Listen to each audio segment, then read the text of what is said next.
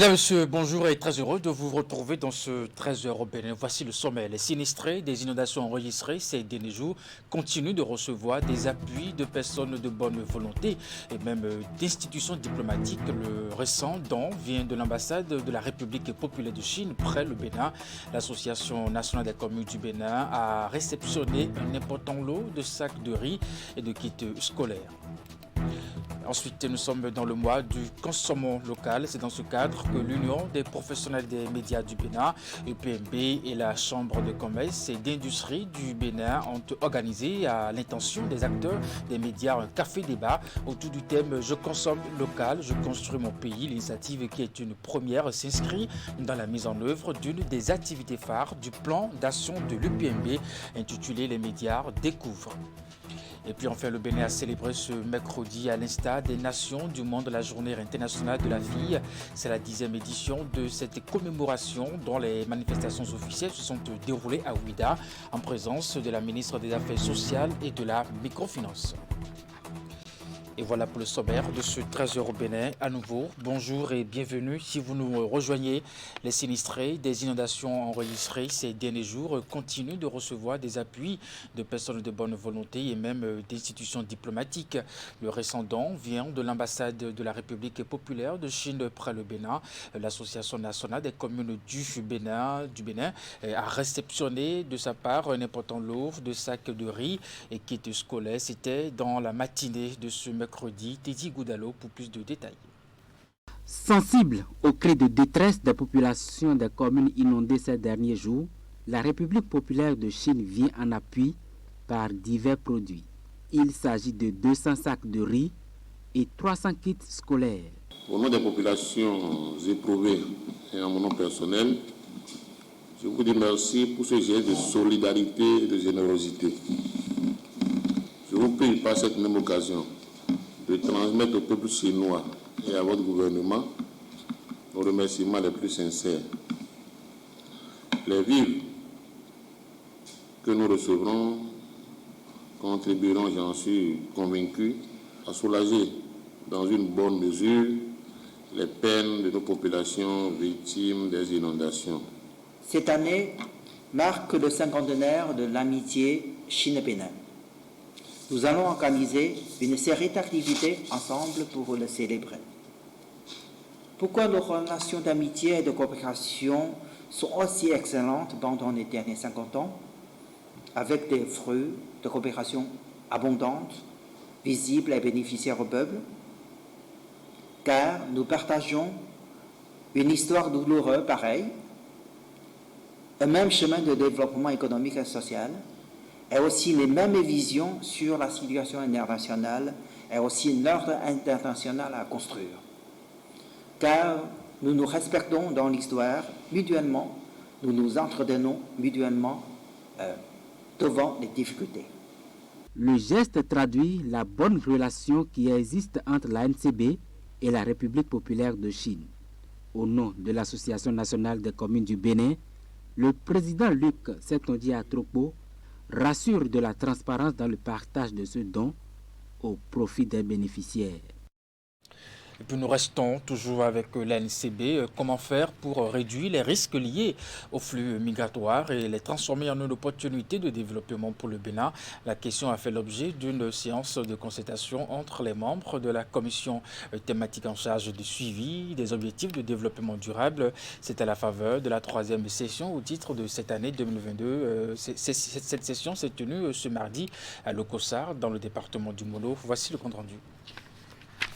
Avec sa stabilité sociopolitique, le Bénin est devenu ces dernières années une terre de transit ou de déplacement des populations en quête de meilleures opportunités ou parfois de contraintes à des faits liés au changement climatique ou à la survenance des conflits. Ces flux migratoires peuvent être source d'insécurité, de déséquilibre des populations, de fuite de bras valides et de cerveaux, de transfert de maladies, de charges financières pour le pays hôte, comme ils peuvent tout autant contribuer à l'échange d'expertise et d'expérience. Pour être un vecteur de développement, la migration doit donc être maîtrisée. Et c'est cette réflexion que les membres de la commission thématique en charge du suivi des objectifs de développement durable de l'Association nationale des communes du Bénin mènent au cours de la 3e session ordinaire de l'année 2022.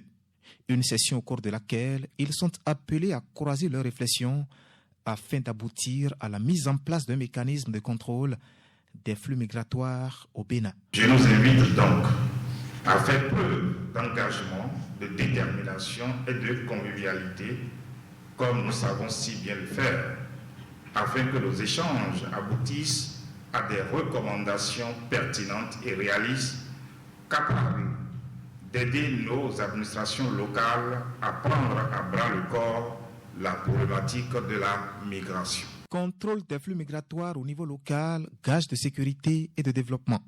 C'est le thème central de cette 3e session ordinaire de l'année 2022, dont les résultats sont attendus au bureau directeur de l'Association nationale des communes du Bénin, ANCB.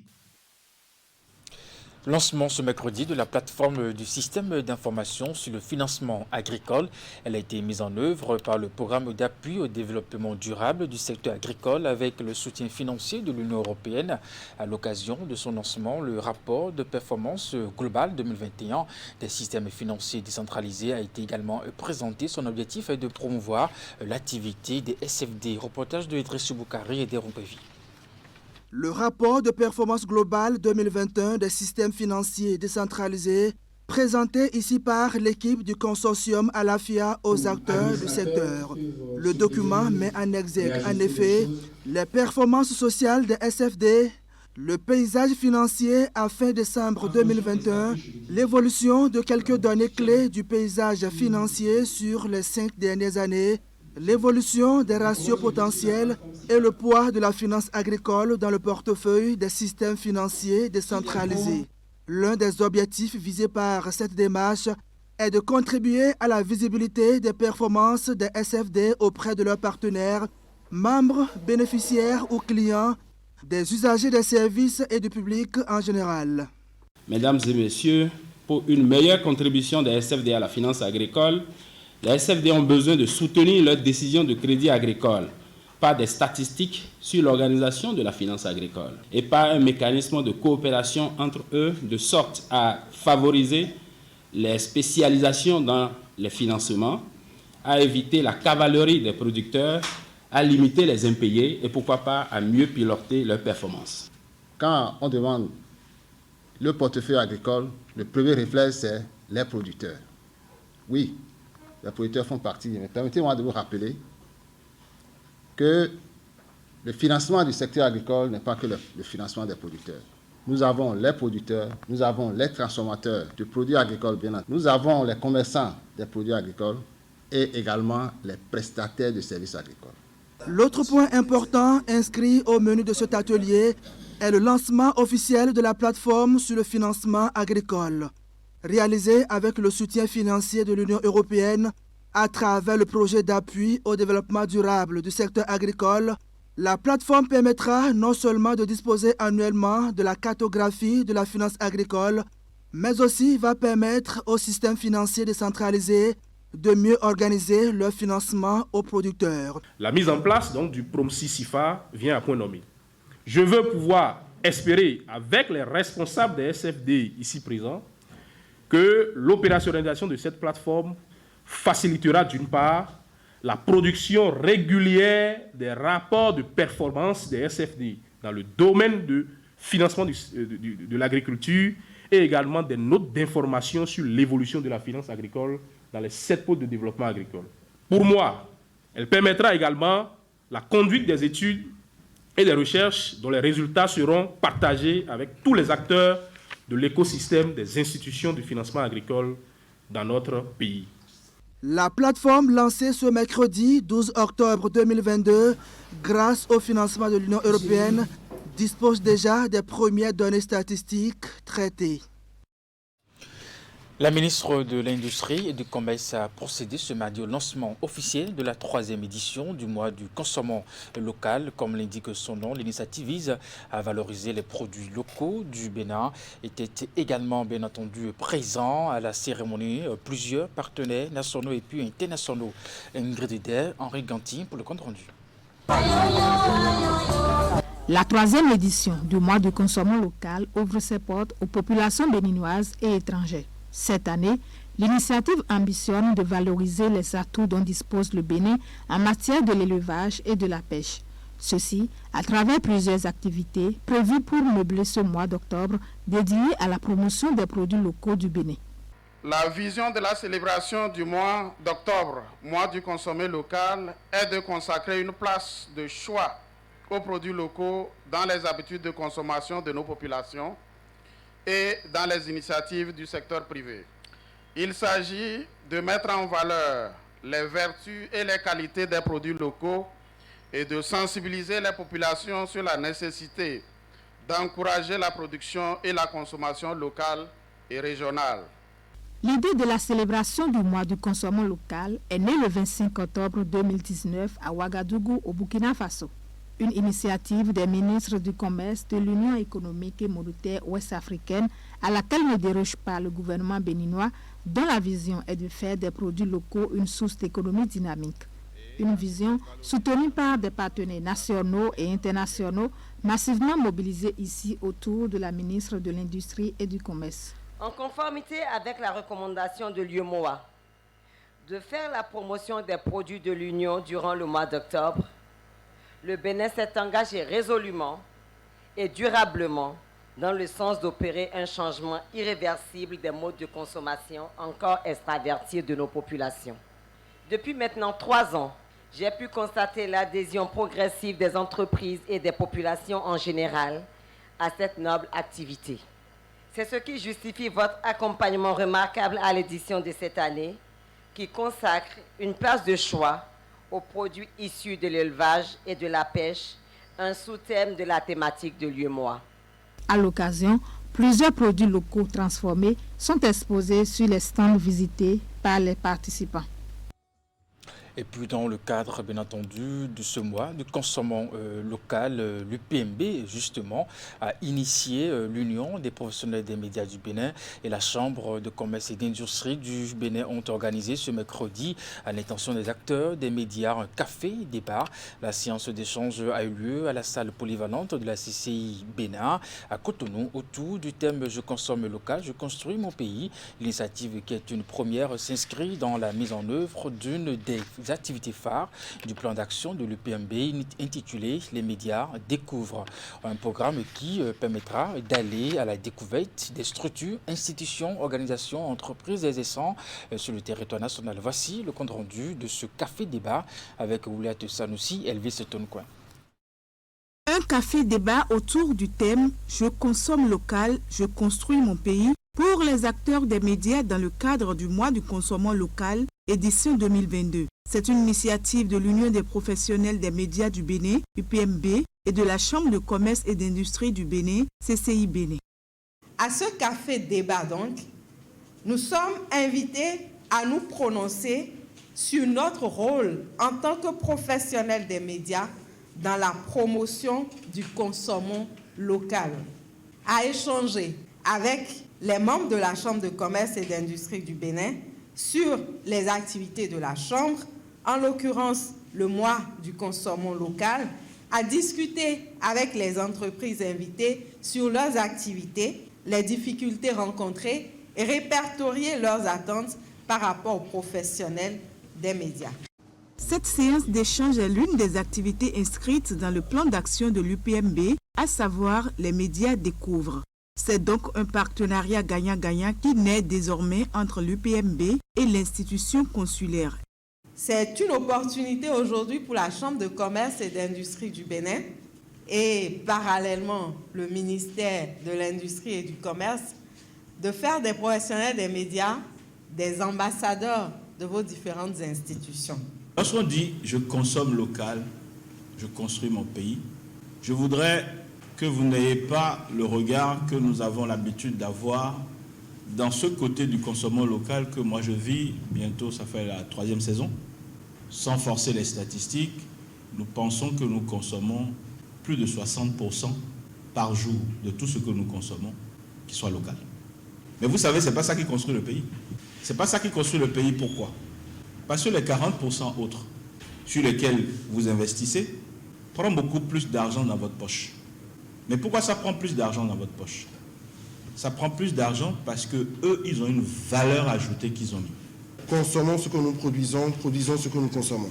Et je pense que c'est pour nous aider à arriver à rendre cet adage une réalité que nous allons essayer de travailler tous ensemble pour y arriver. Parce que quoi qu'on fasse, si vous ne relayez pas ce que nous faisons, ce que nous disons, ça ne sert à rien. Parce qu'il y a très peu d'acteurs finalement qui sont touchés, qui entendent le message et finalement ça s'éteint comme un petit feu. À l'occasion, 2 entrepreneurs sont invités pour le panel de discussion, des moments de partage d'expériences et d'échanges avec les professionnels des médias. Selon les panélistes, les médias constituent le principal relais pour sensibiliser la population autour de cette noble cause qu'est le consommant local. Il y a encore un peu à faire par rapport à la consommation locale et l'élément le plus déterminant, je dirais, est la volonté politique. Il faut déjà qu'on accepte qui nous sommes, c'est ça le plus important. Il faudrait que nous changions de mentalité. Souvent, on nous attaque sur la question du packaging. Là encore, il y a beaucoup d'améliorations. Rentrez dans les grandes surfaces, vous allez constater qu'effectivement, de nos jours, les produits béninois sont très bien présentés. Ce sont des produits à valoriser. La présidente de l'UPMB reste convaincue que les échanges permettront d'aboutir à des propositions pertinentes, des recommandations et suggestions afin que les professionnels des médias, les chefs d'entreprise et la CCI Bénin puissent convenablement jouer leur rôle. Un concours est également initié avec le prix CCIB UPMB pour le meilleur article de presse sur le mois du consommant local de cette année 2022. Et puis direction Porte-Novo en bref et en image, après les secteurs de l'éducation, de la santé, de l'eau, de l'énergie, les députés viennent d'interdire le droit de grève au secteur de transport aéroportuaire et des hydrocarbures. Le projet de loi soumis à cet effet par le gouvernement a été adopté ce mardi à l'unanimité des députés présents à l'Assemblée pour défendre cette modification. Le ministre de la Justice et de la Législation et la ministre du Travail et de la Fonction publique. Et au terme de l'adoption de cette loi qui interdit à nouveau le droit de grève au secteur de transport aéroportuaire et des hydrocarbures, les députés ont salué cette initiative du gouvernement. L'initiative a pour objectif de resserrer les liens, bien entendu, entre les jeunes du pays des parcs de terre. C'est un concert animé par plusieurs artistes nationaux et régionaux. L'idée est de porter le jeune leader républicain Serge Oudoubourou, soutenu par d'autres acteurs politiques du même bord que lui. Ce moment de loisir a été précédé d'une séance de prière. Ensemble avec les populations, les organisateurs ont prié pour la nation et les différentes autorités du pays. L'occasion a aussi été celle choisie pour sensibiliser les citoyens de Panthère à la culture de la paix et de l'amour pour la patrie. Reportage. Plusieurs artistes de renom se sont succédés sur la scène, à savoir Olu Akemi, Sena, Fanny et bien d'autres.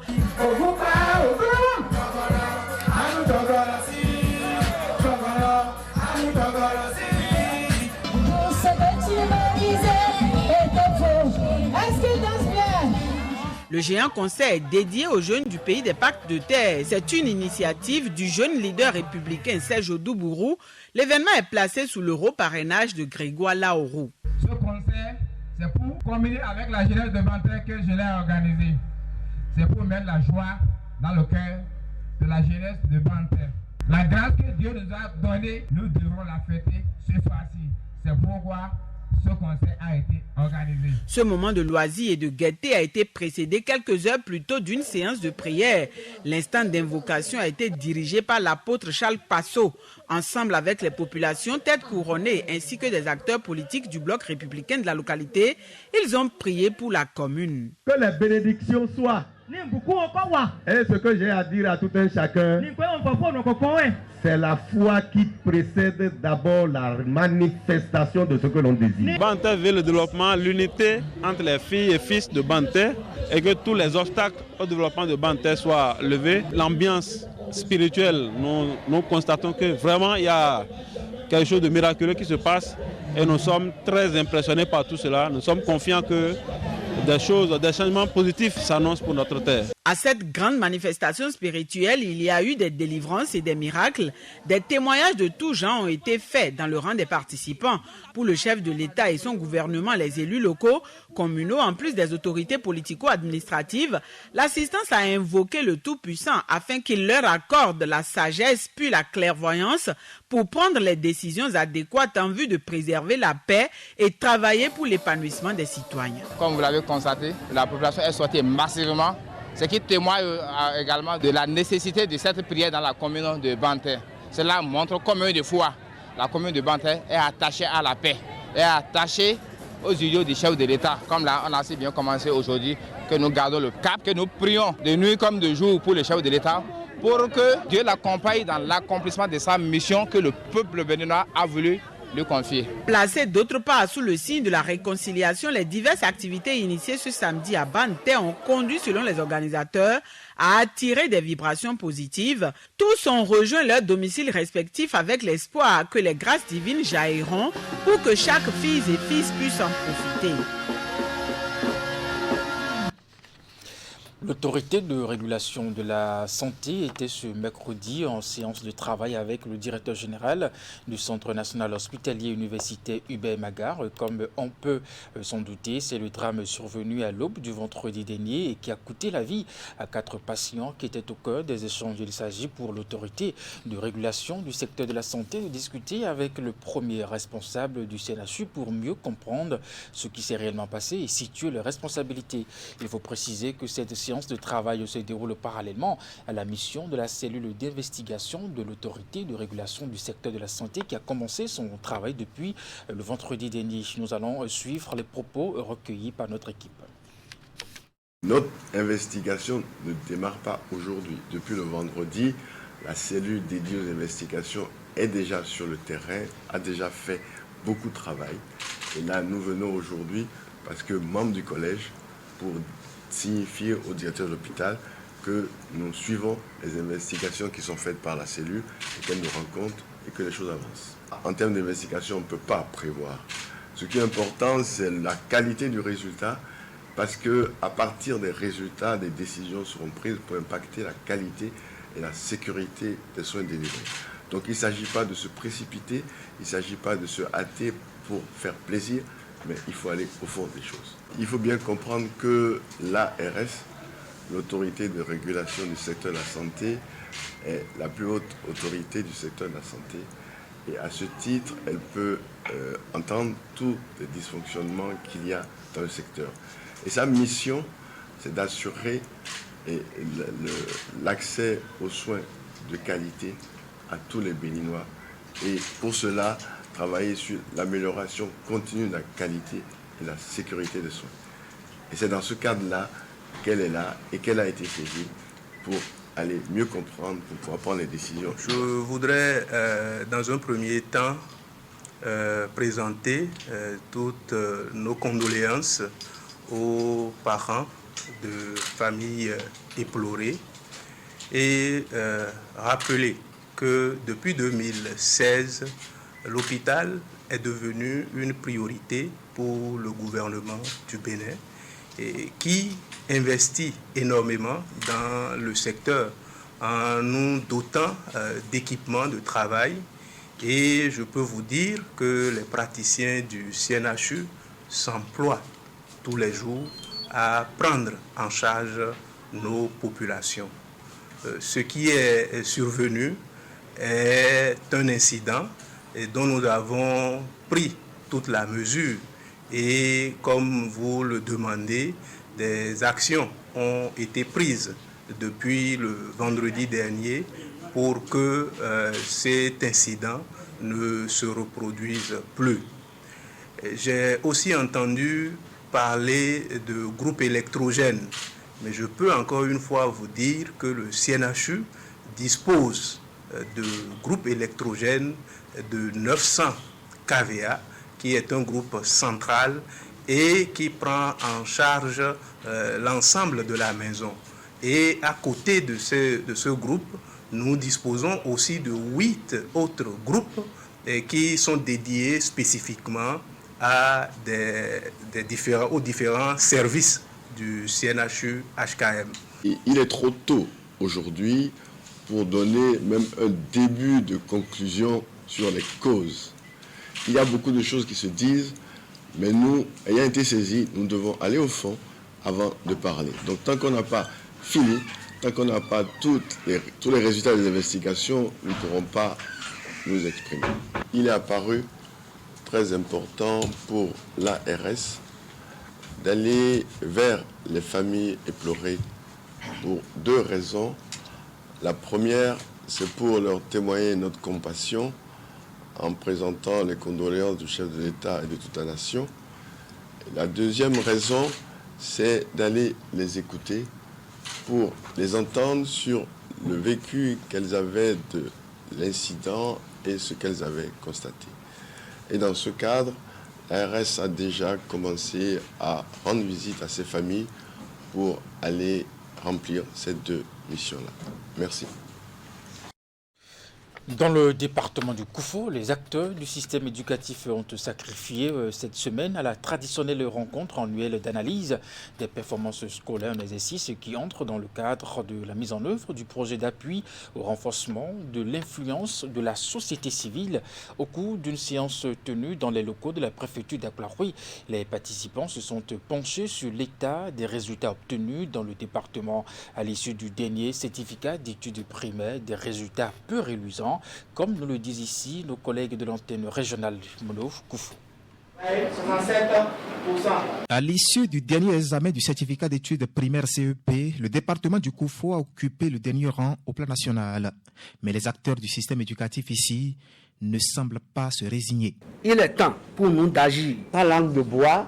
Nous devons avoir une liberté d'opinion pour nous dire ce qui ne va pas. Je ne suis pas arrivé pour accuser Paul ou Jacques. Instant de vérité, les langues se sont déliées au cours de cette rencontre annuelle d'analyse des performances scolaires. Il y a des gens qui touchent un peu au petit verre, au point d'oublier nos enfants. S'il y en a qui viennent en retard, au point de mettre à mal le succès en fin d'année. Nous sommes tous coupables, parents que je suis. Parce que vous enseignez à l'école et à la maison, ça se passe autrement. Ce n'est pas évident que le résultat converge à ce que chacun et tous nous souhaitons. Et le souhait leur a inspiré ici des échanges autour des indicateurs de performance afin d'identifier des problèmes qui se posent tout en analysant les défis au niveau départemental. Tomber, c'est un acte, mais ne pouvoir pas se relever, c'est ça qui va être dommageable. Quand il y a un premier, il y a toujours un dernier. Mais le dernier peut devenir premier. Nous allons quitter notre position actuelle pour être, pourquoi pas, le premier du Bénin à la fin de cette année scolaire. Pour pouvoir combler les attentes, il faut partir de l'état des lieux et tout a été fait autour de 3 communications. Des communications qui ont permis aux participants de toucher du doigt les réels problèmes qui entravent les performances scolaires ici. Il s'est dit que nous avons eu à tomber quelques fois, mais ça doit être retenu, que nous devons nous mettre ensemble pour nous relever. Et pour cela, nous devons nous mettre ensemble. Nous devons former une équipe. Dans une équipe, on est ensemble. On n'est pas là pour discutailler, mais on discute pour dire des choses bien afin qu'on puisse atteindre le but. Atteindre le but. Et le but ici, c'est le sommet du classement à l'issue des prochains examens nationaux. La révolte, elle, est sonnée, mais les résultats du département du Koufo seront évalués à la fin de cette année académique 2022-2023. Un dernier reportage avant de vous quitter. Le Bénin a célébré ce mercredi à l'instar des nations du monde la Journée internationale de la fille. C'est la 10e édition de cette commémoration dont les manifestations officielles se sont déroulées à Ouidah en présence de la ministre des Affaires sociales et de la microfinance, Ali Moumouni Henri-Ganti. La Journée internationale de la fille ne pourra pas passer sous silence au Bénin avec les différentes actions du gouvernement pour promouvoir le genre. La célébration officielle de cette 10e édition réunit à Ouidah le conseil communal, les cadres de l'administration publique et les partenaires techniques et financiers autour de la ministre des Affaires sociales. Des jeunes filles de Ouidah sont aussi massivement mobilisées pour ces manifestations dont le thème de cette année est intitulé « Notre temps est venu, nos droits, notre avenir ». Pour le chef de l'État, le président Patrice Talon, le développement du Bénin ne peut pas se faire sans les filles et les fils du Bénin. Le Bénin, à l'instar des autres pays, s'est engagé dans la protection des droits des filles en ratifiant plusieurs traités et conventions dont la plus importante demeure la Convention internationale relative aux droits de l'enfant. Ces dernières années, plusieurs dispositions sont prises dans le cadre des réformes gouvernementales pour protéger la jeune fille au Bénin. Le gouvernement s'investit également pour faciliter leur éducation, leur insertion sociale et professionnelle. Quant à nous, je puis vous assurer, au nom du conseil communal, que nous travaillerons ardemment aux côtés du gouvernement du président de la République, le président Patrice Talon, et à votre côté, afin d'assurer ce mieux-être qu'aspirent nos jeunes filles de Ouidah et du Bénin en général. Au cours de la cérémonie, les filles ayant opté pour les métiers souvent considérés comme réservés aux hommes ont reçu des chèques, un accompagnement du gouvernement pour leur permettre de réaliser leurs rêves. Aujourd'hui au Bénin, il y a de l'espoir pour la jeune fille de réussir, qu'elle soit scolarisée ou pas. Les manifestations officielles se sont achevées par un match de gala entre les filles du CG Ouidah en maillot vert et celles du collège de Kobli. La rencontre s'est soldée sur le score d'un but partout. Mesdames et messieurs, c'est bien la fin de ce 13h au Bénin. Merci de l'avoir suivi. Le programme se poursuit après moi sur Canal 3 Bénin. À 16h, votre bulletin d'information. 19h30, la grande édition de la soirée. Et puis, à 21h, votre émission, le Grand Canal avec André Dossa. Portez-vous bien et à très bientôt.